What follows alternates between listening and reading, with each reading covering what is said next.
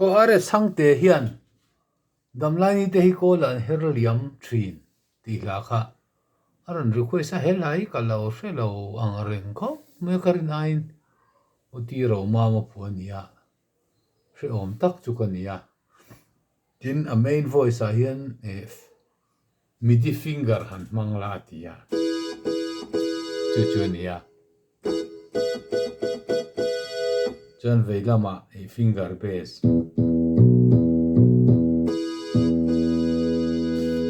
thiam ang in kan sa ka sadik chia alo mela ni lo kha thiam mai don nia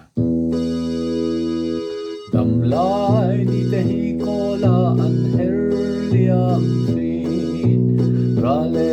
buena ten ni tin nang vela lal rem ruata ni tu ma kan tia theilo patian a che dong ring fa te kan lo ni o ti na lui pui kan dai kai ma chuan ram ko hara hian loi thi kan nu pri van sao run wa ma kan sol na chuan ti na tura an chia re kyang to a wan ram pana kong sim kan zo mek lai ya ring fa ta la hoi kan ti a tru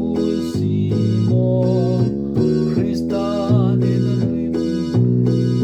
kang lo chu lao om pela ni ra kha ger lo ni o ti na lui pui kan dai kai ma chuan ram khora hian loi thi kan nu pri van sao ru no ma kan sol hum na chuan ai na tura an chia re kyang to a